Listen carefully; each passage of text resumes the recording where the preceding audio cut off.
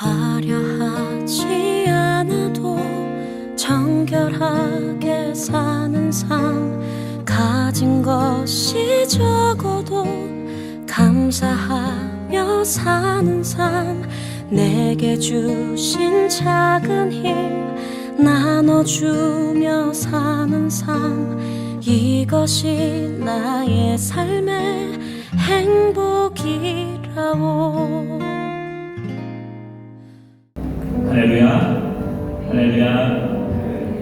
말리새우교회 주일예배 함께 하시는 모든 여러분을 예수님의 이름으로 환영하고 잘 축복합니다.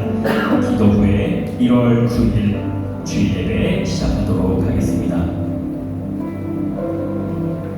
사랑과 은혜가 충만하신 전능하신 하나님 아버지, 말리새우교회 온 성도들이 하나님 아버지께 나아와 예배드릴 수 있도록 이 자리를 허락해 주시니 감사합니다. 오늘의 예배를 통해 하나님 아버지께 영광을 올려드리며 우리에겐 곤란한 세상 속에서 믿음을 붙잡고 시련을 이겨내는 힘과 희망을 얻는 예배가 되게 하옵소서. 우리의 참 소망과 위로 되시는 예수님 이름으로 기도합니다. 아멘. 자, 이 시간 함께 찬양하시면서 은혜 드리도록, 은혜 드리는 귀한 시간 되도록 하도록 하겠습니다. 세상을 시험이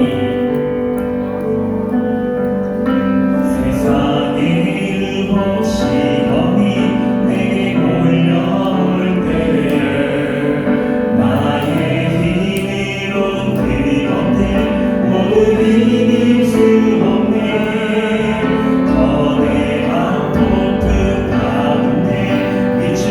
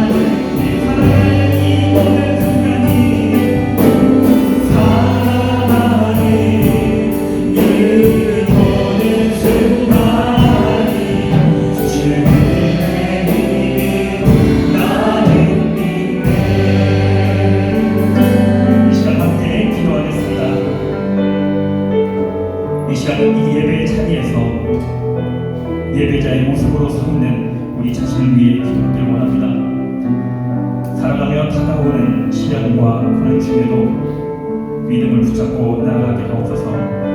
그리하여 주께서 주신 지혜로 인내하며 승리하기를 원합니다.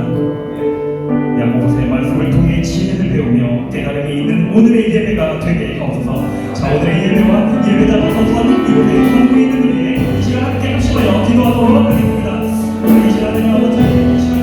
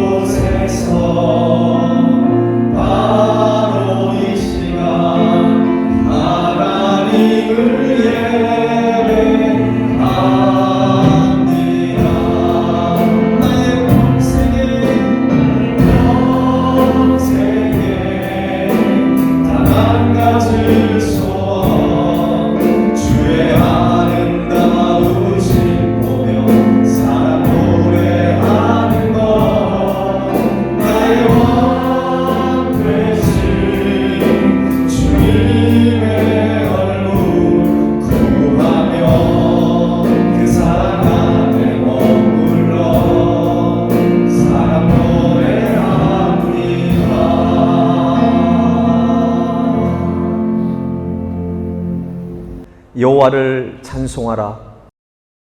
여호와는 선하시며 그의 이름이 아름다우니 그의 이름을 찬양하라. 찬양받기에 합당하신 주님, 날마다 주님의 크신 은혜로 함께해 주시니 감사와 찬양을 드립니다. 지금 이 시간 주님의 행하신 선하신 일들로 인해 감사하며 하나님께 큰 영광을 돌리는 살아있는 예배가 되기를 예수 그리스도 이름으로 기도하옵나이다. 아멘. 자리에 앉아서 212장 찬양드립니다.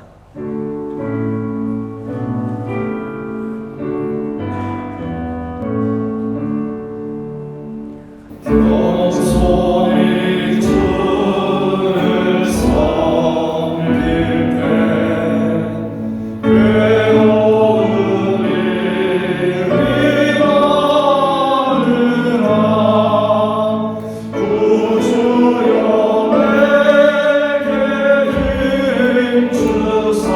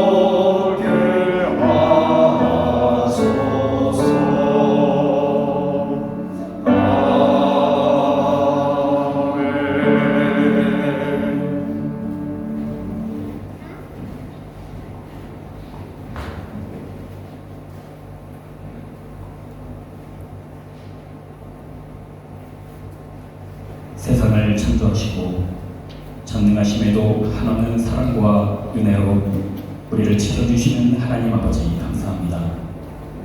2021년 한 해 어려움 속에서도 히브리서의 말씀을 통해 언제나 새 힘을 주시고 우리의 믿음과 신앙을 성장시켜 주신 주님을 찬양합니다. 2022년 하나님께서 허락하신 새로운 한 해를 야고보서와 함께 시작하게 하시니 또한 감사를 드립니다. 참된 경건을 이루는 삶이라는 표어를 허락하신 하나님께 더욱 영광 돌리며 예수 그리스도만 주님으로 섬기는 발리새움교회 되게 하옵소서. 하지만 우리는 부족하여 때로는 넘어지며 세상의 소망만 쫓을 때가 많았습니다. 하나님 아버지를 순간순간 잊어버리며 세속화된 마음과 시선으로 우리의 신앙을 세상의 기준과 타협시키며 살기도 했습니다. 또 그리스도인으로서 온유하지 못했으며 불쌍한 사람을 보고 지나칠 때가 많았음을 고백합니다. 주님, 우리의 죄를 용서하시고 이제 행함이 있는 신앙으로 사랑을 실천하게 하옵소서. 그리하여 하나님께서 기뻐하시는 참 경건인 어려운 이들을 혼란 중에 돌보며 자기를 지켜 세속에 물들지 않게 하는 말씀을 잊지 않고 실천하는 발리새움교회 되게 하옵소서. 이 시간 우리 조국을 위해 기도합니다. 코로나의 확진자가 늘어나고 정치적으로나 사회적으로 혼란스러울 때 하나님을 두려워하고 바른 가치관을 가진 지도자와 대통령을 허락하시고 모든 위정자들이 하나님을 경외하며 바른 정치를 할 수 있도록 자비를 베풀어 주옵소서. 주님, 이제 우리 민족을 다시 일으키시고 세계 복음화의 즐거이 앞장서는 민족이 되게 하옵소서. 사랑의 주님, 담임 목사님을 위해 기도합니다.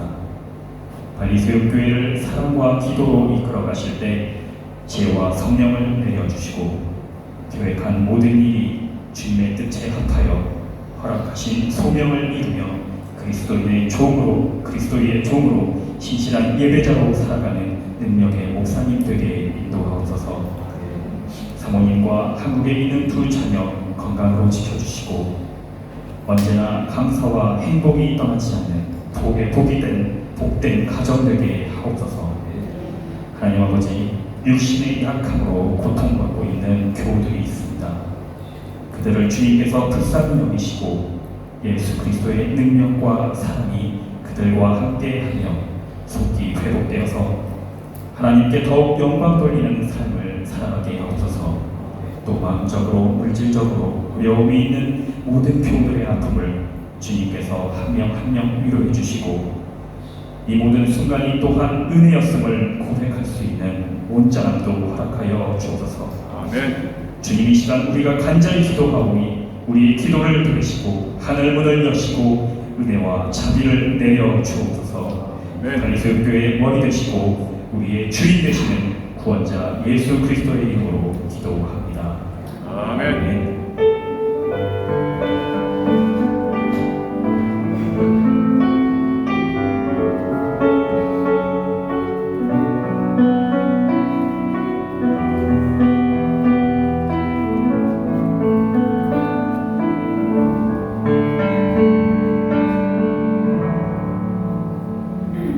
드린 예물을 하나님께 원하겠습니다.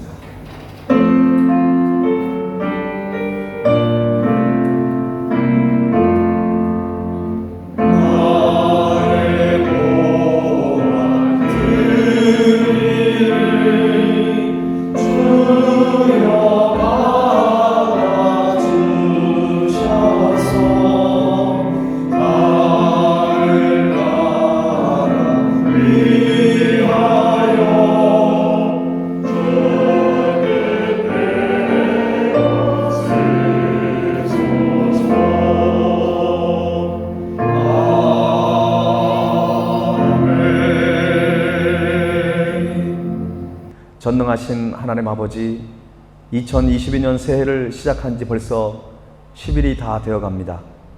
새해는 새로운 결단과 마음을 갖기로 다짐하였지만 우리는 여전히 연약한 존재임을 고백합니다. 주님이 함께 하시지 않는다면 우리의 결단과 마음은 흔들릴 수밖에 없음을 고백합니다.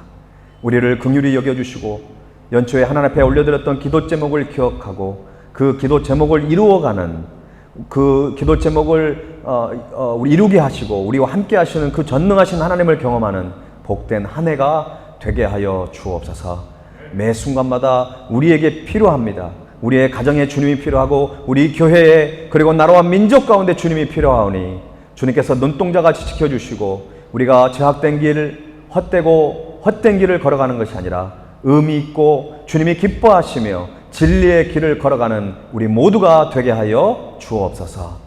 오늘 또 마음과 뜻과 정성을 다하여 주님 앞에 귀한 예물을 드립니다. 모든 물질이 하나님으로부터 온다는 사실을 깨닫고 인정하며 고백하는 신앙의 고백을 담아 드리는 10의 1조와 모든 것이 하나님의 은혜였다고 고백하는 그 귀한 감사 예물 또한 하나님 기뻐 받아주시고 더욱더 그 가정의 삶의 현장 속에 감사의 제목이 차고 넘치는 그 은혜를 허락하여 주옵소서. 또한 잃어버린 영혼을 구원하기 위하여 이렇게 선교 예물을 또한 구별한 드리는 영혼들도 있습니다. 하나님, 이 발레 땅에 있는 수많은 현지인들과 한인 동포들을 정말 진리의 길로 인도하는 일에 이 예물이 아름답게 쓰임받게 하여 주옵소서. 하나님, 우리가 예물만 드리는 것이 아니라 우리의 시간과 열정과 젊음과 우리의 미래 또한 주님 앞에 드리오니 하나님 우리를 사용하여 주시고 하나님의 부르심 앞에 합당하게 살아가는 우리 모든 발리성교에 속한 모든 성도들의 가정과 한 사람 한 사람 다 될 수 있도록 하나님 삶의 그 현장 속에서 늘 동행하시고 인도하여 주옵소서. 하나님, 조국 대한민국 세계 선교 사명을 감당케 하시고 세계에 흩어져 있는 6천여 한인 디아스포라 교회 가운데 하나님 성령의 능력을 부어주셔서 있는 곳에서 그 영혼들을 그 민족을 복음화시키는 일에 쓰임받는 디아스포라 교회가 되게 하여 주옵소서. 특별히 조국 대한민국과 그리고 인도네시아와 발리의 경제 상황을 하나님 속히 회복시켜 주셔서 일상을 회복함으로 더욱더 우리 맡겨진 사명을 온전히 감당하는 모든 우리 성도들의 가정과 사업장이 될 수 있도록 하나님 붙들어 주옵소서. 너무나 코로나가 길어지면서 참고 인내하는 것이 너무 힘듭니다. 그러나 주님 조금 더 우리를 붙잡아 주시고 조금 더 주님을 붙들고 말씀을 붙들고 승리하는 귀한 우리 성도들 다 되기를 원합니다. 하나님, 더 큰 믿음을 더해 주시고 인내할 수 있는 믿음, 하나님 기다릴 줄 아는 그 믿음을 하나님 우리 성도들 가운데 사업장마다 하나님 부어 주옵소서. 하나님, 올 한 해 우리의 가정을 주님께 드립니다. 가정 예배가 회복되기를 원합니다. 하나님, 가정마다 아버지 하나님의 세상 음악과 세상의 것들이 차고 넘치는 것이 아니라 가정마다 주님을 찬양하는 소리, 가정마다 주님을 예배하는 소리가 우리 모든 세움교회 가정마다 불일 듯 일어날 수 있도록 하나님 은혜를 더하여 주옵소서. 자녀들 앞에 부끄럽지 않는 부모로 살게 하시고 자녀들에게 아름다운 신앙의 유산을 물려줄 수 있는 귀한 영적 부모가 될 수 있도록 도와주시기를 원합니다. 우리 사랑하는 자녀들 선물로 주셨습니다. 우리 자녀들은 세상에 많은 것들이 있지만 세상에 많은 지식이 있고 세상에 금은 보화가 있지만 예수 그리스도가 가장 귀한 것임을 믿고 확신해서 신앙의 부모들이 걸어간 그 길을 함께 따라갈 수 있는 그 놀라운 믿음을 허락하여 주옵소서. 우리 교회가 후원하고 기도하는 많은 선교기관들이 있습니다. 하나님, 그곳에 주의 나라가 임하게 하여 주시고 인도네시아의 다음 세대를 길러내는 그런 놀라운 은혜의 그 하나님의 선지 동산이 될 수 있도록 하나님 붙들어 주옵소서. 하나님, 우리 교회의 건물을 이렇게 허락한 이 교회도 축복하셔서 더욱더 부흥하며 올 한 해 함께 협력하여 아름다운 주님의 나라를 이루어가는 그 동역이 우리 가운데 임하게 하여 주옵소서. 예배를 돕는 예배팀과 또 예배위원들, 또 모든 안내위원들까지 하나님께서 그들을 축복하여 주시고, 정말 보이지 않는 것에서 수고하는, 헌신하는 그 모든 것들을 통하여 하나님 홀로 영광 받아주시고 저들의 삶의 현장 가운데 더 큰 은혜를 허락하여 주옵소서. 감사와 찬양을 드리며 예수님의 이름으로 기도하옵나이다. 아멘. 할렐루야. 네, 오늘 예배에 오신 여러분들을 주님의 이름으로 환영합니다. 최근에 인도네시아 축구가 많이 이렇게 성장을 했잖아요, 그죠? 네, 우리 유재훈 집사님 이제 스즈키컵 마치고 이렇게 왔어요. 저 뒤에 앉아 계시는데 성도들이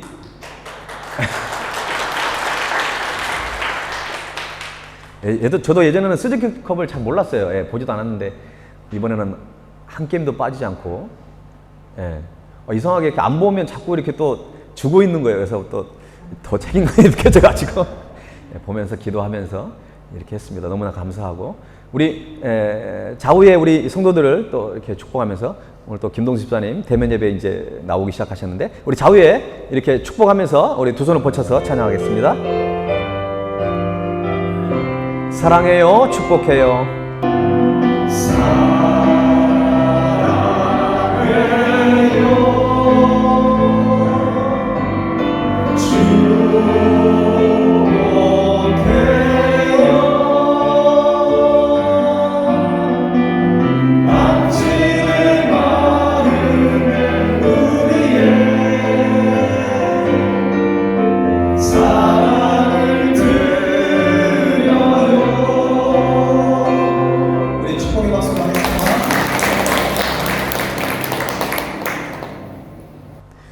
네, 교회 소식을 전해드리겠습니다.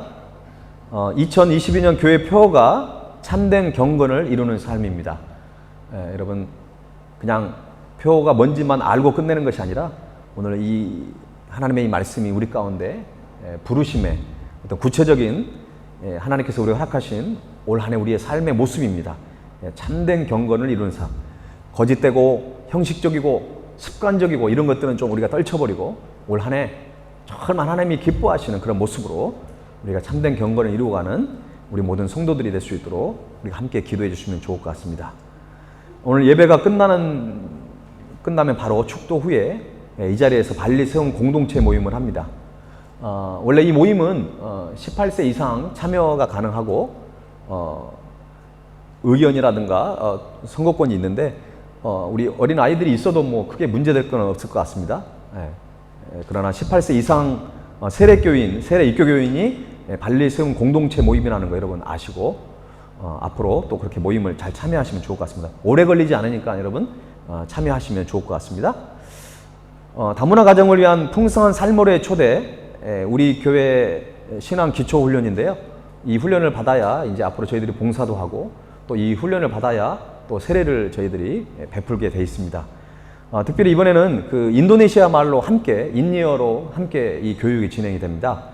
그래서 다음번에 저희가 고난주간에 이제 고난주일날 그때 세례식을 베풀기 위해서 그때는 그 전에 제가 교육을 한 번 더 개설하겠지만 이번에 특별히 2월 달에 우리 어성준 선도님 고리 자매랑 이제 결혼을 앞두고 있습니다. 그래서 세례 교육을 해야 되고 또 신앙 기초 훈련을 해야 되기 때문에 이 훈련을 좀 급하게 진행이 되는데 특별히 이번에 할 때 다문화 가정도 함께 훈련을 하고자 합니다.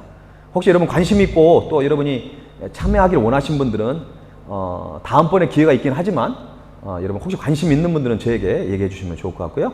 1월 10일, 13일, 17일, 18일 저녁 7시 30분부터 9시까지 사택에서 진행이 되겠습니다. 발리 세움교회 한글학교 교사 모임이 이번 주 목요일 날 낮 12시에 가지려고 합니다. 이렇게 모임을 갖는 이유는 저희가 개학식을 준비하고 있습니다. 이제 아이들도 많이 백신을 맞았고 또 발리가 많이 안정적이기 때문에 이제 한글학교 교사 모임을 저희들이 준비하고 있습니다. 발리 세움 한글학교 교사 모임 참고하시고요.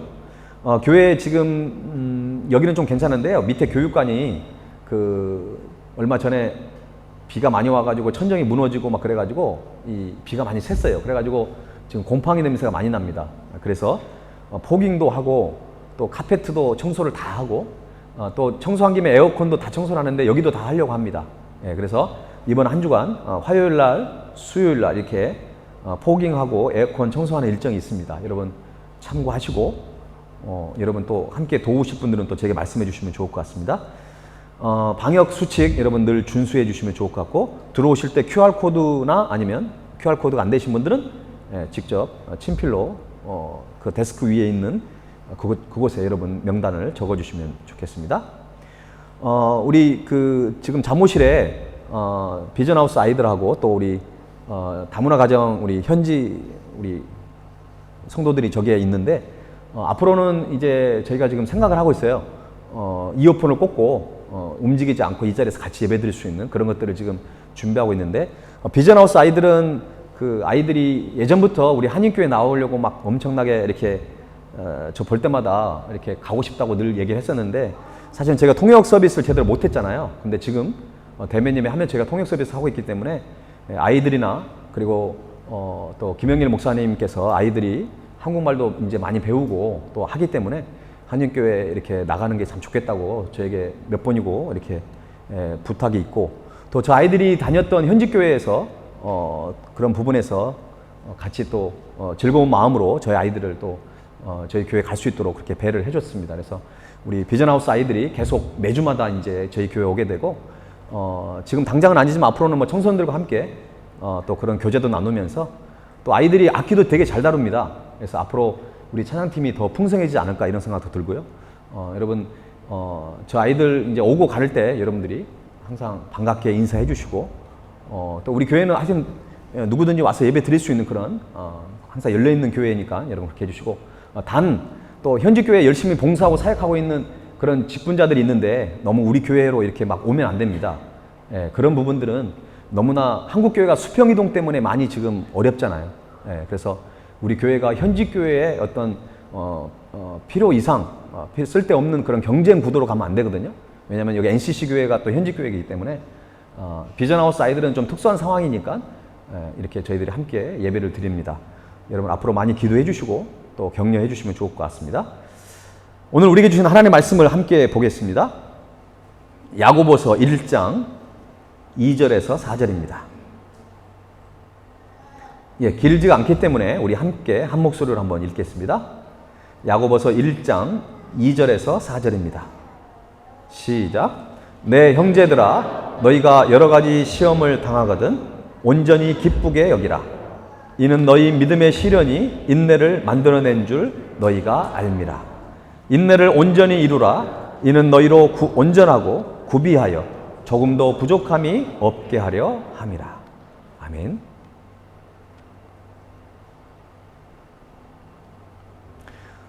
기독교 2000년 역사를 되돌아보면 고난과 핍박의 역사였습니다.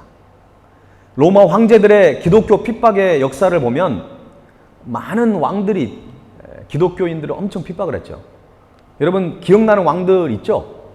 첫 번째 누구입니까? 네로 황제예요. 네로 황제는 막 그런 영화 같은 데 보면 어때요? 로마를 막 불을 질러요. 로마 시내를 자기가 불을 질러놓고 기독교인들이 그런 화제를 냈다라고 거짓 소문을 내는 거죠. 거의 뭐 반미치광이나 다름없어요. 기독교인들을 불을 냈다고 거짓 소문을 낸 다음에 기독교인들을 붙잡아가지고 막 화형식을 했다는 거죠. 그림 하나를 좀 보여드리겠습니다. 좀 그렇게 막 잘 보이진 않을 텐데요. 이 그림은 헬릭 세미라드스키라고 하는 사람이 1876년에 그린 그림인데요. 네로의 그리스도인의 이 화형이에요, 화형. 이렇게 큰 나무를 매달아 놓고 사람의 이렇게 둘레를 약간 무슨 천 같은 걸로 막 이렇게 했던 것 같아요. 그리고 밑에 이 불을 지펴가지고 그냥 사람들 구경하는 가운데 막 사람을 태워 죽이는 그런 일들을 서슴지 않게 행동을 했습니다. 참 너무나 엄청난 하나님 앞에 죄를 진 거죠. 그 다음 왕을 보면 도미티안 황제, 도미시안 황제라고 하기도 하죠. 주 81년부터 96년 정도 그가 황제를 하면서도 굉장히 자기가 신이라고 막 오히려 이렇게 선포를 하고 자기에게 어떤 신적인 경의를 표하라고 하는 그런 명령을 하게 됩니다. 그래서 이 또 도미시안 황제는 기독교인을 붙잡아다가 그런 경기장 안에서 막 사자를 풀어놓고 사자를 굶주려가지고 그 기독교인들을 막 풀어놓고 그걸 막 군중들과 함께 구경을 하는 아주 그 포악한 왕 중에 하나입니다. 도미티안 황제 때 사도 요한을 반모섬에 유배를 보내게 되는 것이죠. 아주 나쁜 왕들입니다. 그 후에 세 번째 왕은 아우렐리우스라고 하는 황제입니다. 주 161년에서 180년 정도인데요. 그리고 데시우스 황제가 그 뒤를 이었고, 이 사람들도 뭐 교회와 성도들을 여전히 핍박을 했죠. 그런데 매우 조직적으로 박해했던 황제가 있습니다. 이름이 디오클레티안 황제인데요. 284년부터 305년까지 이 사람은 기독교를 완전히 없애기 위해서 아주 체계적으로 4가지 칙령을 발표했습니다. 여기 보면 교회를 불태운다, 성경을 압수한다, 성직자를 고문한다, 공무원이 기독교인이 되면 면직과 더불어 시민권을 박탈한다. 엄청난 기독교 박해를 아주 구체적으로 그렇게 했던 것이죠. 이러한 기독교에 대한 큰 박해는 주 313년 콘스탄틴 황제 때 밀라노 칙령이라는 게 있죠. 이 밀라노 칙령은 뭐냐면 모든 로마 시민들은 종교에 대한 자유를 갖는다. 결국 기독교가 공인이 되고 그 이후로 이제 성당이라든가 막 이런 교회들이 세워주면서 굉장히 기독교가 이제 핍박을 이제 받지 않게 된 것이죠. 물론 그렇다고 해서 기독교가 전혀 핍박을 안 받는 것은 아닙니다. 아주 시골이라든가 보이지 않는 곳에는 계속 그 잔재가 남아있긴 하지만, 그러나 그 전보다는 훨씬 이 콘스탄틴 황제 때는 정말 많은 기독교인들이 이렇게 자유롭게 신앙생활하는 그런 분위기가 조성이 된 것입니다. 여러분, 이 정도로 많은 사람들이 핍박을 받고 죽어간다고 한다면 교회는 자치를 감추고 성도들은 다 배교를 해야 되지 않습니까? 그러나 전혀 그러지 않았어요. 사람들이 사자의 밥이 되고 화형식을 당하게 됐지만 두 손과 두 발이 말 그 끈으로 이 로프로 묶여져 가지고 4마리의 말을 출발시켜 가지고 사지가 찢겨가는 그런 핍박을 받고 순교를 당했는데도 불구하고 기독교인의 인구는 더 증가했다는 것입니다. 바로 이게 성령의 역사입니다. 이게 바로 기적이라는 거예요. 고난을 없이 해주는 것도 기적이지만 고난 속에서도 꿋꿋이 우리가 신앙을 지켜가게 해주시는 것도 기적인 줄로 믿습니다. 우리의 기도는 좀 바뀌어져야 돼요. 하나님, 나에게 어려움이 없게 해달라고. 그 어려움이 없으면, 나에게 고난이 없고 시험이 없으면 그것이 하나님의 은혜라고는 다 압니다. 그러나 진짜 은혜는 나에게 시험이 찾아오고 나에게 고난이 찾아오고 나에게 어려움이 찾아올지라도 그것을 극복하고 이겨나간다고 한다면 그것은 더 큰 은혜입니다. 더 큰 은혜. 우리 그리스도인들은 바로 그런 은혜를 받고 살아가는 존재입니다. 신약 성경에서 서신서들의 대부분은요, 그러니까 편지를 보냈잖아요. 이 사도들이 편지를 보낸 거예요. 그 편지들의 대부분은 뭐 편한 상황에서 어디 뭐 휴가를 가가지고 편지를 쓰는 그게 아니에요. 굉장히 긴박한 상황 속에서 쓰여지고 읽혀진 서신입니다. 막 죽음의 위기 속에서. 여러분, 야고보서도 마찬가지였어요. 이처럼 초대교회 역사를 보면 교회와 많은 그리스도인들이 엄청난 핍박을 받으면서도, 그러면서 그들이 어떤 그 죽음의 위기 가운데 노출되어 있는 상황이었다는 것입니다. 그런데 아이러니하게도 현대를 살아가는 우리들에게도 여전히 여러 가지 세상의 시험은 노출되어 있다는 거죠. 물론 초대교회처럼 예수님 믿는다고 우리가 붙잡혀 가거나 그런 건 아닙니다. 그러나 우리 앞에 끊임없이 시험이 닥쳐옵니다. 겉으로 보이는 어떤 부부간의 갈등, 어떤 사업의 실패, 몸의 질병, 어떤 자녀의 문제, 미래에 대한 불확실성, 그리고 우리의 진로에 대한 그것 때문에 때로는 우리가 아파하고 힘들어하고 그것 때문에 고통당한다는 것입니다. 본질적으로는 결국 믿음의 시련이라는 것입니다.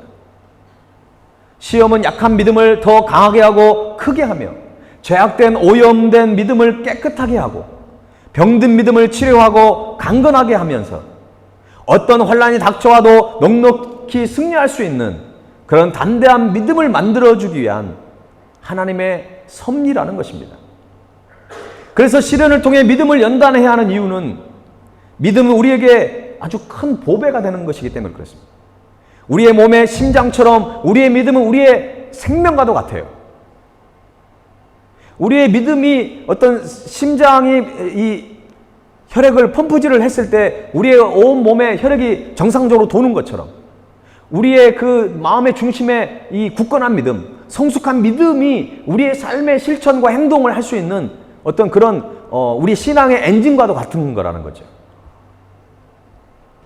사람들이 시험을 당하되 그 시험의 근원이 무엇이고 그 시험이 어디로부터 왔는지를 정확하게 파악하는 것이 중요합니다. 모든 시험은 원인이 있습니다. 그러나 그 시험을 주관하는 주권자는 크게 두 가지입니다. 첫 번째는 하나님의 주권 안에 있는 시험입니다. 하나님으로부터 오는 시험은 하나님의 주권 안에 있는 시험은 또 두 가지로 나눌 수 있는데 첫 번째 그것은 또 뭐냐면 하나는 하나님의 뜻을 거스르고 자기의 뜻을 쫓아 잘못 가고 있는 잘못된 길을 가고 있는 하나님의 백성들에게 그들이 가고 있는 길을 돌이키게 할 수 있는 잘못된 길을 알 수 있고 돌이키게 하는 그런 시험입니다. 이런 시험을 당하는 사람들은 어때요? 계속 자기 주장을 자기 생각을 자꾸 나타내려고 하는 것입니다. 설령 그 길이 자기 생각에는 옳은 길을 같아 보일지라도 하나님이 보시기에 원하지 않는 길이라고 한다면 우리는 어떻게 해야 될까요? 그 길에서 돌아서야 되거든요. 그런데 안 돌아서면 어떻게 돼요? 하나님은 돌아설 때까지 계속 그 시험을 멈추질 않는 것입니다. 왜 그럴까요? 하나님은 우리를 사랑하시기 때문에 그래요. 우리를 포기하지 않기 때문에 그렇습니다. 여러분, 부모님이 아이가 잘못된 길을 갔을 때 혼을 내거나 그 길 아니야, 잘못된 길이야, 이쪽 길로 가야 되라고 얘기했을 때 말을 안 들어요. 근데 우리는 포기합니까? 포기할 수 없죠. 자녀를 사랑하기 때문에 끝까지 그를 올바른 길을 갈 수 있도록 우리는 권면하고 기도하고 때로는 혼내기도 하는 것입니다. 여러분, 우리에게 당하는 하나님으로부터 오는 것들은 전혀 우리에게 피해가 가지 않습니다. 우리를 막 멸망시키려고 우리를 저주하시기 위해서 그렇게 하시는 거예요. 우리를 사랑하시기 때문에 때로는 사랑의 매를 들기도 하고 때로는 우리에게 시험을 허락하신다는 것입니다. 이런 시험은 하나님의 테스트라고 보세요. 테스트. 아브라함을 향하신 하나님의 테스트는 무엇입니까? 100세에 어렵게 얻은 아들을 모리아 산에서 번제로 드리라는 것이에요. 아니, 하나님은 너무하시지. 어떻게 100세 때 어렵게 얻은 아들을 그렇게 번제로, 여러분, 번제로 드린다는 건 뭐예요? 죽여가지고 두토막을 내고 막 피를 뿌리면서 하나님 앞에 제사를 지내라, 그 말이에요, 여러분. 여러분, 하나님 어떻게 그러실 수 있을까요? 저는 이 설교를 준비하면서 다시 한번 묵상을 해봤어요. 왜 하나님이 아브라함에게 그 이삭을 번제로 드리라고 했을까? 여러분, 아브라함에 있어서 이삭은 어떤 존재일까요? 나이가 지금 100살이에요. 지금 어렵게 아이를 얻었어요. 이제 아브라함이 원하는 건 아무것도 없을 거예요. 그냥 그저 이삭이 건강하게 잘 자라서 믿음의 혈통을 이어가는 거예요. 하나님의 은혜를 누리며 살아가는 것이 유일한 그의 삶의 목적이고 낙이고 행복일 거예요. 그러니까 오직 아브라함은 아침에 일어날 때도 잘 때도 늘 머릿속에 누가 있어요? 이삭이 있는 거죠. 여러분, 너무 자녀에게 집착을 하게 되면 그것이 우상이 될 수 있어요. 여러분, 자녀를 우리가 어떻게 보면 아브라함처럼 하나님 앞에 드려야 합니다. 오늘 하나님은 이삭을 선물로 주셨고, 그리고 그것이 소유가 아브라함이 아니라 하나님의 것임을 아브라함은 하여금 인정하기 위해서, 고백하기 위해서, 그것을 받아들이기 위해서 번제로 드리라고 한 것이죠. 하나님의 주권 안에 있는 시험의 또 다른 측면은 하나님이 사랑하시고 장차 더 큰 일을 맡기시고자 하는 사람에게 주시는 시련입니다. 지금 시험이라고 하는 그 우리나라 개역 한글이나 개역 개정에 시험이라고 하는 단어가 나오지만 영어 성경이나 인도네시아 성경에서는 구분이 돼 있어요.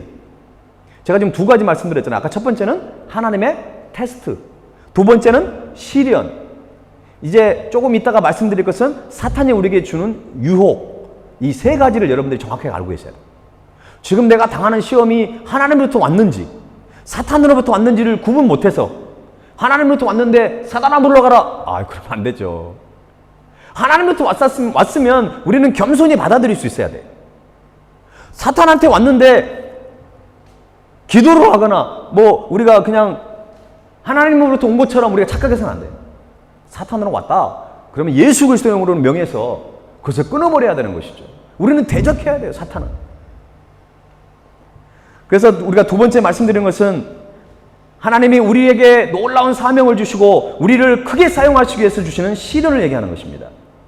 하나님은 우리의 능력으로 헤쳐나가기 힘들고 벅차지만 그럴지라도 우리가 반드시 이겨낼 수 있는 시련을 허락하신다는 것입니다. 고린도전서 10장 13절 말씀을 표준 세번역으로 제가 한번 여러분 같이 읽어볼까요? 시작. 사람이 흔히 겪는 시련 말고는 여러분에게 덮친 시련이 없었습니다. 하나님은 신실하십니다. 그분은 여러분이 감당할 수 있는 능력 이상으로 시련을 겪는 것을 허락하지 않으십니다. 그분은 함께 벗어날 길도 마련하여 주셔서 여러분이 그 시련을 견디어 낼 수 있게 하십니다. 할렐루야. 너무나 소중한 말씀이잖아요. 여러분, 하나님은 신실하신 분이에요. 우리가 이 시험을 겪다가 완전히 꼬꾸라져 버리고 자빠지고 내 삶을 포기하기를 원하시는 분이 절대 아니라는 것입니다. 시련은 하나님으로부터 오는 거예요. 하나님은 우리를 훈련시키시는 것입니다. 하나님은 우리를 어떤 트라이얼을 하시는 거죠. 그러니까 우리는 그것에 견뎌내야 되는 거죠. 우리는 반드시 극복하고 나가야 합니다. 그래야 우리가 더 성장되고 더 성숙해지는 것이죠. 그래야 하나님의 온전한 도구로 쓰임받게 되는 것입니다. 하나님께 주시는 시련 속에는 우리를 새로운 인물로 만들어갈 지혜가 담겨 있다는 것입니다. 하나님의 무한한 능력에 우리가 들어가게 되는 것입니다. 조금 전에 우리가 시험을 주관하는 주관자 하나님으로부터 왔다는 것을 다뤘는데 두 번째는 뭡니까? 마귀의 주권 안에 있는 시험입니다. 이런 시험은 하나님의 테스트와는 그리고 시련과는 전혀 다른 거예요. 마귀가 주는 시험은 유혹입니다. 유혹. 템프테이션이에요. 템프테이션. 하나님의 택하심을 받지 못하고 하나님과 무관한 사람들에게는 사실은 별로 중요하지 않아요. 왜? 예수를 믿지 않는 사람은 이미 그냥 사탄의 지배 아래에 있으니까 별 문제가 없어요. 그러나 우리 그리스도인들은 매우 민감하게 반응할 수밖에 없습니다. 여러분, 마귀의 입장에서 보면 예수님을 믿는 사람들이 문제입니다. 예수님을 믿는 사람들은 마귀가 좋은 말로 해서는 잘 안 듣거든요. 이 마귀가 우리 그리스도인들에게 막 핍박을 줘요. 막 어려움을 줘요. 그러나 우리 그리스도는 어때요? 막 기도하면서 더 주님을 붙들잖아요. 그러니까 마귀가 굉장히 고민이 되는 거죠. 그리스도인들은 눈에 좋은 것을 보여주고 귀에 아름다운 소리를 들려주고 아무리 세상에 귀한 것으로 유혹을 해도 그 유혹에 잘 흔들리지가 않거든요. 그래서 결국에는 짊어지기에 너무 무겁고 힘든 짐을 우리에게 지어줄 때가 있어요. 그러니까 이걸 쉽게 말하면 우리의 약한 부분을 사단이 잘 알아요. 그 약한 부분을 치고 들어온다는 거예요. 여러분 보세요. 지난 한 주간 동안 살면서 어떤 부분이 힘들었습니까? 어떻게 나의 약한 부분을 알고 그걸 막 치고 들어오잖아요. 여러분이 어떤 그 물질에 대한 짐이 있고 물질에 대해서 너무 힘들다. 그러면 이 사단은 여지없이 물질을 파고 들어와요. 여러분이 어떤 건강 때문에 늘 마음에 짐이 있어요. 그러면 그 질병, 어떤 그런 걸 가지고 우리에게 다가온다는 거죠. 어떤 인간관계에 어려움이 있어요. 그러면 사단은 또 그걸 틈새를 트고 들어오는 거예요. 그러니까 너 교회 가지 마. 너 예수님 믿는 거 별로 없잖아. 막 이렇게 얘기하는 거죠. 우리를 막 자꾸 속이는 거예요. 출세에 짐이 되는 성공. 너 봐, 예수님 믿어도 별로 성공한 게 없잖아. 이렇게 자꾸 우리에게 거짓말을 자꾸 하는 거죠. 예수님만 믿지 않는다면 이런 문제들이 해결될 수 있는데 예수님 믿는 믿음 때문에 때로는 고통을 당할 때가 있는 것입니다. 여러분, 그러나 중요한 것 하나를 잊지 마십시오. 이 또한 하나님의 시험 가운데 있는 우리들의 모습을 늘 하나님은 지켜보고 계신다는 것입니다. 욥이 시험 받을 때도 하나님이 사탄과 대화의 장면이 나오잖아요. 하나님은 그냥 욥이 시험 받을 때 방치해 둔 분이 아니에요. 너무나도 하나님은 정말 욥을 지켜봤고 욥의 마음을 붙잡았고 다시 돌아온 욥을 주님은 더 큰 은혜를 그에게 허락하셨다는 것입니다. 사단의 시험이 아무리 가혹할지라도 이 또한 지나갈 것입니다. 어떠한 시험이 온다 할지라도 주 안에서 믿음을 가지고 있다면 우리는 반드시 승리할 줄로 믿습니다. 이게 뭐 헛된 믿음이고 헛된 아멘이 아니에요. 이미 예수님이 십자가에서 이기셨잖아요. 우리는 승리가 보장된 싸움을 하고 있다는 것입니다. 여러분, 제가 막 목회할 때 때로는 힘들 때가 있어요. 어떤 분들 그래요. 목사님, 저를 보면서 굉장히 불쌍한 눈으로 바라봐요. 목사님 얼마나 힘드세요. 그냥 제가 크리스천으로 사는 것도 힘든데 이렇게 교회를 목회하고 영적 싸움에서 살아가는 거, 예, 저도 힘들 때가 있어요. 그러나 승리하신 주님께서 이미 승리가 보장된 싸움이기 때문에 우리가 가는 거예요. 그래서 우리는 소망이 있고 우리는 그 안에 기대감이 있고 우리가 기쁨이 있는 것입니다. 여러분도 때로는 힘들 때 이미 승리하신 주님을 꼭 바라보십시오. 절대 흔들리지 마세요. 우리에게 시험과 도전이 닥쳐올 때 우리는 어떻게 해야 될까요? 오늘 이 두 가지를 말씀드려 갑니다. 우리에게 시험과 도전이 닥쳐올 때 첫 번째는 한번 읽어보세요. 시작. 그냥 기뻐하십시오. 그럼 덜한데 뭐라고 했어요? 더할 나위 없이 기뻐하는 거 뭘까요? 이거는요, 그냥 기뻐하지 않으면 견딜 수 없는 그거예요. 막 더할 나위 없이 기뻐하는 것입니다. 그냥 억지로 기뻐하는 그게 아니에요. 그냥 기뻐하지 않고는 견딜 수 없고 이 기쁨을 누구에게 전하지 않고는 견딜 수 없는 아주 그런 아주 놀라운 기쁨을 얘기하는 거예요. 그런데 여러분, 시험에 대한 세 가지 태도를 좀 우리가 함께 좀 나눴으면 좋겠어요. 첫 번째는 시험이 다가오면 모든 희망을 포기하는 사람들이 있어요. 어떤 시험이 닥쳐오면 놀라고 막 두려워합니다. 왜? 시험은 예고하고 찾아오지 않거든요. 갑작스럽게 찾아와 버리는 거예요. 그렇게 믿었던 사람을 통해서 찾아오는 것이에요. 그렇게 믿었던 어떤 그런 나의 환경, 좋은 환경이었는데 그걸 통해서 때로는 시험이 찾아오기 때문에 깜짝 놀라는 거죠. 어떻게 해야 될지 막 당황스러운 거예요. 여러분, 안 당황스러우면 시험이 아니죠. 안 놀라지 않을 거는 그건 시험이 아니에요. 그런데 시험 때문에 절망하고 낙담하는 경우가 많습니다. 그리고 좌절하고 포기해버리는 것은 금물이에요. 어떤 사람은 이제는 끝이라고 생각하는 사람도 있습니다. 그래서 극단적인 행동을 하는 것입니다. 절대 우리는 끝이 아니에요. 여러분, 이런 것은 사단이 원하는 것입니다. 따라서 우리 그리스도인들은 어떠한 상황 속에서도 이런 태도를 가져서는 안 돼요. 모든 희망을 포기해버리면 안 돼요. 앞에 봐도 막히고 뒤에 봐도 막히고 좌우를 봐도 막혔죠, 그죠? 어디가 열려있어요? 항상 하늘문은 열려있어요. 우리가 어떤 상황 속에서도 기도할 수 있어요. 내가 어떤 상황 속에서 하나님을 바라보면 소망을 갖게 됩니다. 사람을 바라보고 환경을 바라보고 여러분의 어떤 지나온 모든 경험, 그런 아주 화려한 이력이 나에게 위로를 줄 수 없지만 살아계신 하나님, 전능하신 하나님, 우주 만물을 창조하신 그 하나님이 계시다고 한다면 우리는 절대 희망이 살아있는 거예요. 모든 희망을 포기하는 태도는 절대 가져서는 안 되는 태도입니다. 두 번째는 반항하는 태도예요. 어떤 시험을 경험하게 되면 자신을 돌아봐야 되는데 자신을 돌아보지 않고 하나님을 원망하는 거예요. 마치 하나님이 나에게 지금 실수한 것처럼, 하나님이 나만 미워하는 것처럼.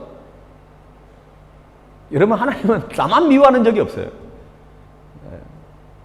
오히려 나를 더 사랑하는 것처럼 느껴질 때가 있지만 여러분, 하나님이 나만 미워하는 것은 없습니다. 그래서 무작정 하나님을 원망하거나 이웃을 원망하거나 어떤 가족을 원망해서는 안 됩니다. 이런 태도는 오히려 하나님의 축복에서 멀어지게 되고 스스로 잘못된 길을 계속 걸어가는 것입니다. 시험이 올 때 하나님이 자신을 사랑하지 않는다고 의심하거나 욥의 아내처럼 환난을 당할 때 욥한테 뭐라 그래요? 하나님을 저주하고 죽어버리라고 이렇게 얘기했어요. 아이 참, 이런 아내는 아주 나쁜 아내예요. 지금 남편이 지금 엄청난 시험에 지금 들어있는데 그런 하나님 믿지도 말고 저주하고 그냥 죽어버리라고. 아주 나쁜 아내입니다. 절대 이러면 안 돼. 아내가 포기해버리고 남편이 포기해버리면 갈 데가 없어요. 이루 얻을 데가 없어요.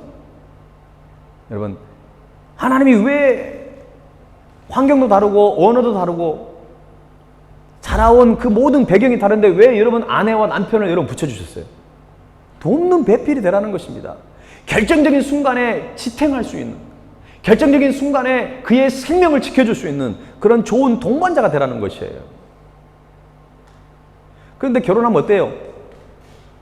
그 낮엔 해처럼 밤엔 달처럼 그 찬양을 우리는 자주 불러야 돼요. 맨날 우리는 뭐예요? 받을 사랑만 계산하고 있는 거예요.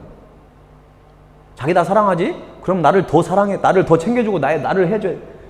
왜 한쪽만 생각하냐고. 내가 사랑하고 내가 섬겨줘야죠. 여러분, 세상 사는 거 지금 다 힘들어요. 지금 코로나 상황에 다 힘들잖아요. 그죠? 그러니까 올해는 우리가 지난주도 말씀드렸고 송구영 형님도 말씀드렸죠. 저도 좀 요즘에는 좀 더 노력을 많이 하고 있어요. 아, 내가 좀 더 언어를 좀 순화시켜야 되겠다. 내가 좀 더 넓은 마음을 가져야 되겠다. 이런 마음을 갖습니다. 그러면 굉장히 관계가 좋아져요. 이제 세 번째는 뭐냐면 오늘 우리가 가져야 할 마음입니다. 온전히 기쁘게 여기는 마음이에요. 온전히 기쁘게 여기는 태도. 자, 2절 말씀을 한번 읽어주세요. 다시 한번 2절 시작.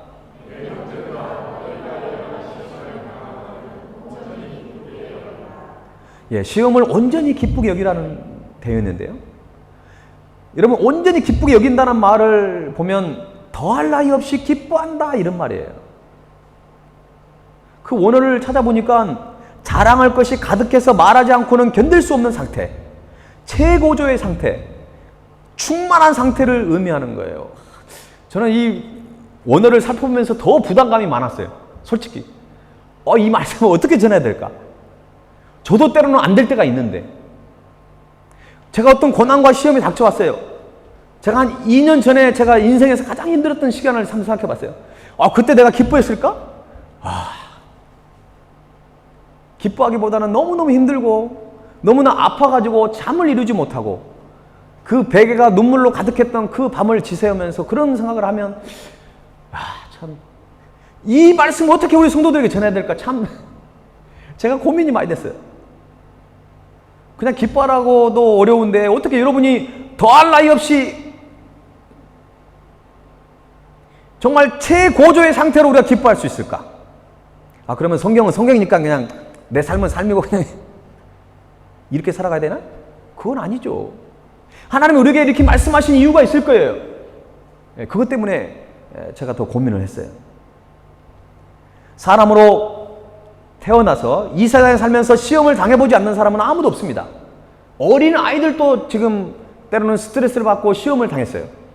제가 미술 치료를 해보면요, 애들이 그 중간중간에 막 상처나 잊지 못한 그런 트라우마가 있는 경우가 있어요. 여러분, 애들도 상처를 받아요. 어른들만 상처를 가지고 있는 게 아니라 아이들도 스트레스나 많이 힘든 부분이 있어요. 그러니까 모든 사람들은 다 이런 시험을 당하면서 사는 것이죠. 그러나 그 시험을 당할지라도 그 시험에서 우뚝 일어서는 사람이 있는가 하면 그 시험으로 인해서 짓눌려가지고 그냥 넘어져가지고 일어나지 못한 사람들도 있다는 것입니다. 그래서 시험을 당할 때 어떤 자세로 우리가 대처하느냐가 그래서 중요하다는 것입니다. 우리에게 시험과 도전이 닥쳐올 때 우리의 신앙의 실체가 드러나는 것입니다. 여러분의 신앙의 수준은 평상시에 잘 안 드러나요. 그런데 어떤 시험이 닥쳐오고 하나님의 테스트가 있고 시련이 왔을 때 그때 여러분의 믿음의 실체, 여러분의 신앙의 수준이 딱 드러나요.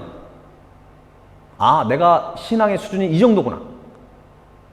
여러분이 파악할 수 있어요. 그게 진짜 여러분의 신앙의 수준입니다.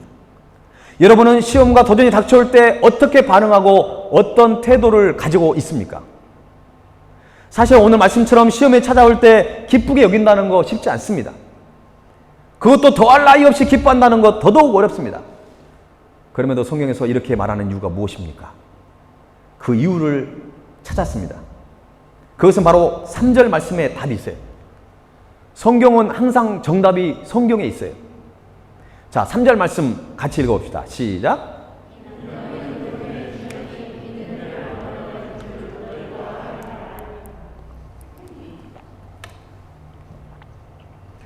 여러분, 너희 믿음의 시련이 뭘 만들어낸다고요? 인내를 만들어냅니다. 근데 인내는 뭡니까? 인내는 성령의 9가지 열매 중에 하나잖아요. 그러니까 인내는 우리의 신앙생활에 굉장히 필수적인 요건이라는 것입니다. 우리가 반드시 가져야 되고 그것을 소유해야 한다는 것입니다. 그래야 우리가 시험이 닥쳐올 때 우리가 승리할 수 있게 되는 것이죠. 여러분, 한 가지 질문합니다. 여러분은 성령의 9가지 열매를 여러분의 삶 가운데 맺어가기를 원하십니까? 뭐 받아도 되고 안 받아도 되고 그런 자세를 가지면 안 돼요. 참된 경건을 이루려면 성령의 9가지 열매를 맺어가야 되는 것이죠. 네. 그러려면 여러분은 인내를 하셔야 합니다. 내가 인내할 생각도 없고 참을 생각도 없으면서 성령의 9가지 열매를 맺으려고 한다. 내가 참된 경건을 이루려고 한다? 그거는 100% 실패할 수밖에 없습니다. 우리는 온전한 인내를 이루어야 합니다. 여러분에게 찾아오는 시험과 도전을 두려워하지 마시기 바랍니다. 오히려 오늘 성경은 뭐라고 얘기해요? 온전히 기뻐하라는 것입니다. 왜냐하면 그 시험을 통해 우리는 인내의 열매를 맺을 수 있기 때문에 그렇습니다. 그러니까 우리가 더할 나위 없이 기뻐할 수 있는 이유는 2가지예요. 첫 번째는 인내를 만들어내는 거예요. 성령의 9가지 열매 중에 인내의 열매를 맺는 것이기 때문에 우리는 기뻐하는 거예요. 그러니까 예수님이 십자가의 길을 걸어가시고 그 엄청난 길을 걸어가시면서 참을 수 있었던 것은 부활하시고 또 그것으로 인해서 인류가 죄의 구원을 받잖아요. 죄의 문제를 해결할 수 있잖아요. 그러니까 우리도 그 다음에 이루어질 그런 일들을 바라보면서 우리는 기뻐하는 것입니다. 나는 지금 힘들어요. 막 복잡해요. 생각이 복잡하고 잠을 이룰 수 없어요. 그러나 이것이 언젠가는 지나갈 것이다. 이 또한 지나가리라. 그리고 하나님은 반드시 이것을 해결해 주실 것이다.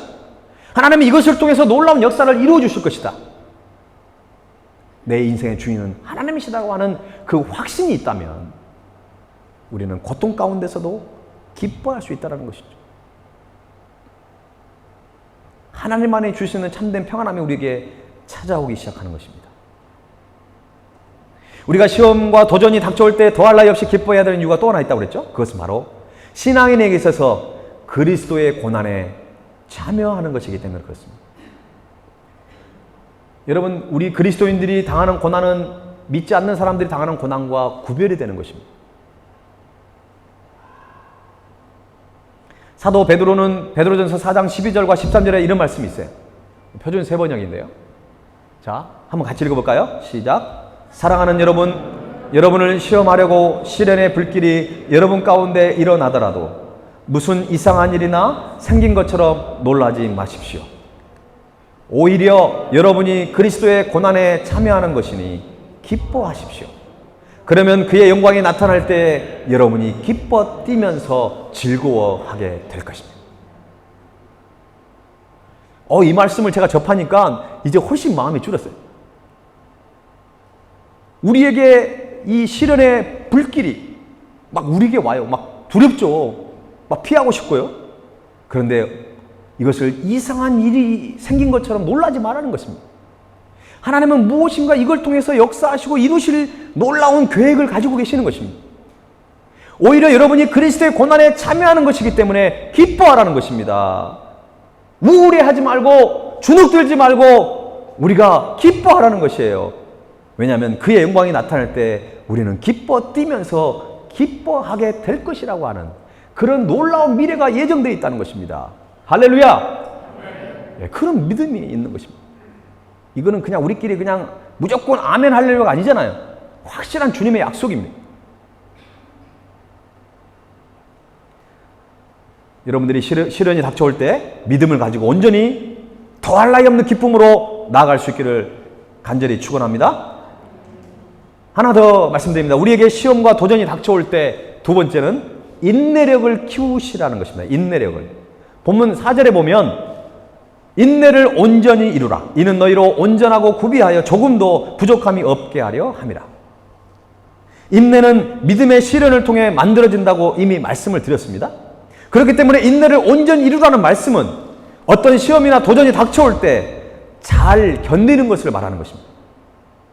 인내력을 사전에 찾아보면 너무 성급하게 시련을 벗어나려고 하지 말아야 아니 죄송합니다. 인내력을 사전적인 의미를 보면 괴로움이나 어려움을 참고 견디는 그 힘, 능력을 얘기합니다.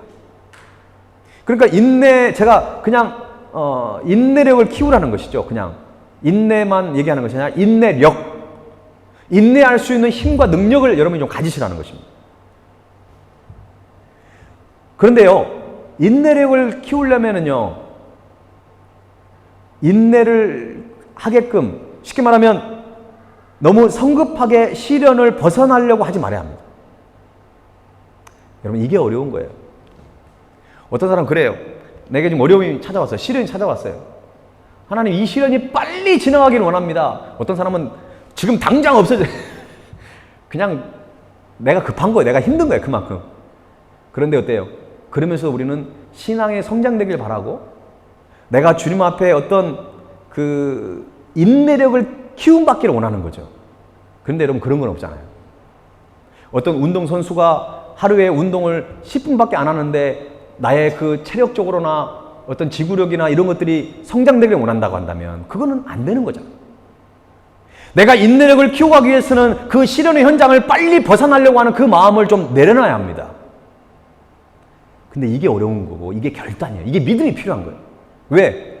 대부분 사람들은 시련의 현장에서 빨리 떠나기를 원하는 것이 우리 인간의 본능이고 우리의 습관이고 우리의 마음의 현 주소예요.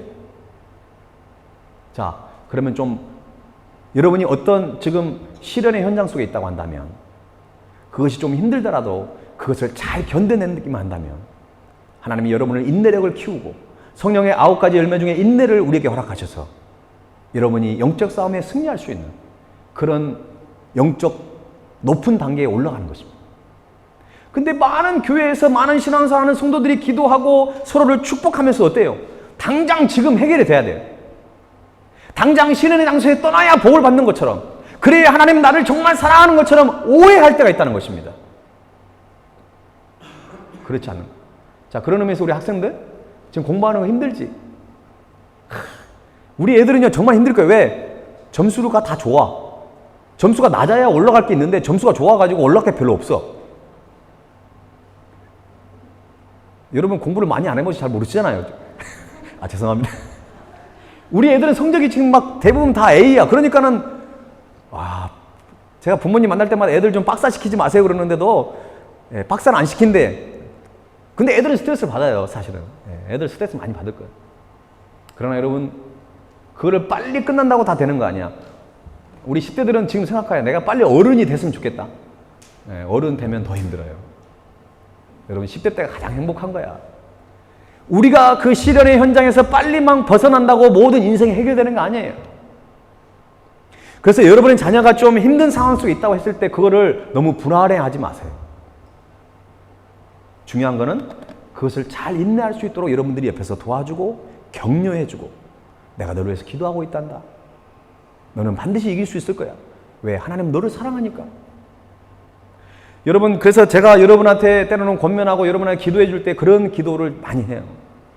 저는 여러분이 때로는 막 이게 당장 해결됐으면 좋겠지만, 저는 당장이라기보다는 여러분을 위해서 기도할 때 우리 성도님이 저것을 잘 극복해서 정말 신앙이 성숙한 성도로 거듭날 수 있기를 제가 기도를 합니다. 여러분, 기도 제목 여러분이 준 거를 지난 한 주간 제가 묵상을 하고 이제 분류를 다 했어요. 그리고 제가 핸드폰을 다 찍어놨습니다. 제가 이번 한 주간은 여러분에게 개인으로 이제 보내드릴 거예요. 지난주에 적었는데 벌써 일주일도 안 되고 다 까먹으면 그건 안 되잖아요. 제가 여러분 그거를 일일이 다 제가 카메라로 찍고 편집을 다 했어요. 여러분에게 보내드릴 테니까 여러분도 함께 중보기도 하면서 올해 12월 31일 날 송구행신 예배 드릴 때 올 한 해 우리가 드렸던 기도 제목이 얼마나 응답되고 하나님은 나를 어떻게 변화시켰는지를 우리가 한번 기대하는 마음을 가지고 우리가 올 한 해를 보냈으면 좋겠어요. 여러분, 참 기대가 되지 않습니까? 이게 신앙생활의 맛이에요. 하나님께서 시련을 통해 미래의 영원한 세계를 바라볼 수 있는 영적인 눈을 갖게 하시고, 하나님의 세밀한 음성을 들을 수 있는 귀를 만들어주시고, 하나님과 무한한 대화를 나눌 수 있는 그 거룩한 입술을 만들 수 있는 것은 하나님의 시련을 통해서만 가능하다는 것입니다. 아무 고난도 없고 평범한 신앙생활을 하면서 우리는 안전하고 여유 있는 삶을 살아가기만 한다면 우리의 신앙이 자동적으로 성장되는 것이 아니라, 그래서 고난은 인생의 필수 과목이라고 그렇게 얘기하잖아요. 선택 과목이 아닙니다. 교양 필수 과목이 아니에요. 우리 인생에 있어서 필수 과목입니다. 우리 아이들이 해외에서 공부하는 거 쉽지 않습니다. 그러나 이 아이들이 나중에 정말 이 훈련을 통과한 다음에 다음 세대를 책임질 그런 글로벌 영적 리더가 될 수 있다고 하는 그런 소망을 가지면서 우리 아이들을 우리가 양육해야 될 줄로 믿습니다. 제가 저희 교회 사역자가 따로 없기 때문에 청소년들하고 지금 그런 모임을 계속 갖고 있잖아요. 여러분 청소년 모임에 한번 와보세요. 여러분 깜짝 놀라실 거예요. 우리 혜빈이 어머님, 혜빈이 때문에 이제 그 줌으로도 들어오고 그러셨죠. 그렇죠? 우리 아이들이 나눔이요 보통이 아니에요. 우리 아이들의 그 생각과 이 정말 하나님을 향한 그 열정이요 얼마나 대단한지 몰라요. 저도 도전을 받고 저도 배우고 있습니다. 여러분 신앙은 더 낮아지고 더 순수해지고 오직 하나님을 붙드는 그 신앙이 최고의 신앙이에요. 내가 뭘 하나님을 알면 얼마나 안다고? 내가 지금까지 신앙생활을 했으면 얼마나 했다고? 보험을 잡고 우리가 누군가에게 그런 교만함을 가지고 있다고 한다면 전혀 나에게 신앙에 도움도 안 되고 공동체에 전혀 도움이 안 돼요. 더더욱 아이들에게 본이 되지 않습니다. 어떠한 상황 속에서도 힘든 상황 속에서도 주님을 포기하지 않고 그분만을 바라보는 그 삶을 살아낼 때 진정한 최고의 신앙 교육이 되는 것입니다. 이런 축복이 여러분 가정 가운데 충만히 임하기를 소원합니다. 우리가 인내하는 것 4절 말씀에 온전히 구비하고 조금도 부족함이 없게 하려 합니다. 예, 좀 힘들지만 잘 인내하면 잘 다듬어진 사람이 되는 것입니다. 그리고 어느 모로나 부족함이 없는 사람이 되는 것입니다. 하나님의 뜻을 깨닫고 그 길을 걸어갈 수 있는, 다시 말해서 하나님께서 사용하시기에 합당한 선한 도구로 우리가 변화된다는 것입니다. 여러분 때로는 여러분 힘든 시기를 보내고 있을 거예요. 그러나 그걸 통해서 여러분이 다듬어지고 좀 더 많은 사람을 품고 여러분이 성숙된 신앙이 된다고 한다면 그것은 때로는 우리에게 필요한 과정이고 시간이라는 것입니다. 이제 말씀을 정리하려고 하는데요. 최근에 신종 코로나 바이러스가 이제 사그라들었고 뭐 백신이 나오고 막 그래가지고 했는데 갑자기 변종 바이러스가 있어가지고 저도 그때 확진이 됐었고요. 그래가지고 그것이 또 잠잠해지니까 지금 뭐가 나왔어요? 오미크론이라는 게 나와가지고 지금 세계적으로 난리잖아요. 그런데 오미크론이 감염력이 일반 변종 바이러스보다 6배가 높대요. 그런데 놀라운 것은 요즘에 그 주식시장이 주식이 막 올라간다네요. 미국도 경제가 회복되고 있대요. 왜 그럴까요? 오미크론이라고 하는 이 변종 바이러스에 대한 기대감이 있다고 합니다. 변종 바이러스 이 그 오미크론에 걸리게 되면 지금 사망률이 높지가 않는 거예요. 그러니까 사람들이 오미크론이 걸려가지고 감염이 돼가지고 그냥 감기처럼 독감처럼 지나가 버리게 된다면 이 오미크론으로 인해서 코로나가 잠식되고 종식될 수 있다는 것이죠. 그래서 이런 어떤 기대감을 갖게 되는 것입니다. 그래서 어떤 사람은 오미크론은 하나님께서 주신 인류에게 주신 선물이라고 이렇게 보는 관점들도 있다는 것입니다. 제가 뭘 말씀드릴까요? 막 변종 바이러스 때문에 힘들었는데 무슨 오미크론이야. 이것 때문에 우리가 놀라고 두려워할 수 있어요. 그러나 하나님은 그것을 통해서 놀라운 역사를 이루어 가실 수 있다는 것이에요. 우리의 인생에 있어서 내가 놀라고 내가 준비되지 못한 상황이 다다랐을지라도 하나님은 그걸 통해서 놀라운 역사를 이루어 가신다는 것입니다. 여러분 이 말씀을 기억하세요. 욥이 힘들고 어렵고 그 죽음의 위협 속에서도 그러나 내가 가는 길을 그가 아시나니 그가 나를 단련하신 후에는 내가 순금같이 되어 나오리라. 할렐루야. 순도 99.9% 정금같이 우리가 주님 앞에 나갈 수 있다는 것입니다. 오늘 이 말씀의 축복이 여러분 가운데 충만히 임하기를 간절히 소원합니다. 그래서 어떤 어려움과 시련에도 우리가 주님을 붙잡음으로 승리하는 저와 여러분이 되시기를 주님의 이름으로 축원합니다. 우리 다 함께 일어나셔서 이 찬양 드리면서 주님 앞에 나아갑시다.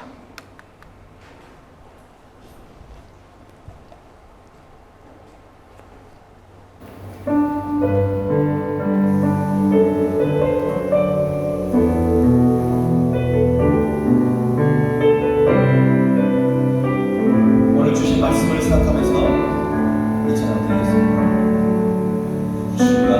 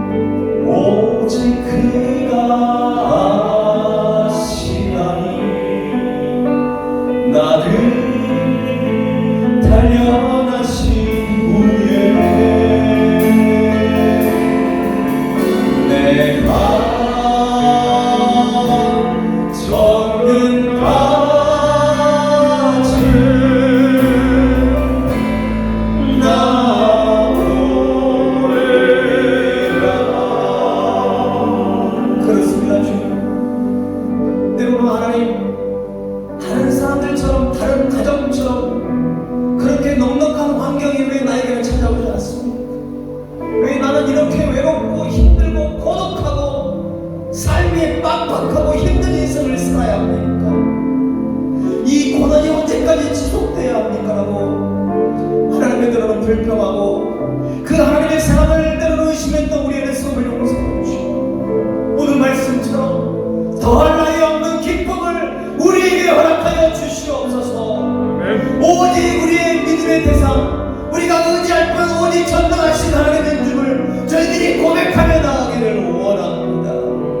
때로는 우리의 믿음의 시련에 우리를 다듬으시고 우리를 성장시키기 원하시는 그 주님을 더욱더 저희들이 기억하여서 더 이상 불평하고 반항하고 원망하는 것이 아니라 오히려 우리에게 당한 시련을 기쁨으로 맞이할 수 있는 성숙된 믿음을 허락하여 주시옵소서. 아멘. 감사와 찬양을 드리며 지금은 우리 주 예수 그리스도의 은혜와 독생자 예수 그리스도를 아낌없이 보내주신 하나님 아버지의 그 크신 사랑과 성령님의 역사하시고 동행하시고 더할 나위 없는 기쁨으로 시련을 감당하기를 원하는 사랑하는 주님의 백성들을 위해 저들의 가정과 사업의 현장을 위해 세계 곳곳에서 복음을 선포하시며 이 영상을 통해 주 앞에 간절히 예배하는 모든 주님의 백성들을 위해 지금부터 영원토록 함께하시기를 간절히 축원하옵나이다. 아멘.